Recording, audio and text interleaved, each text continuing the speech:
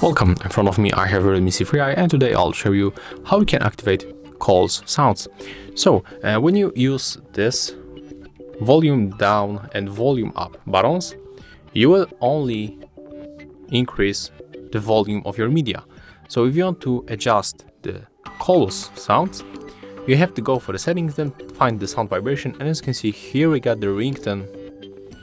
Here we got our ringtone volume, right? So here we can change it, because when you use this volume down and volume up button, it only changed the media sound.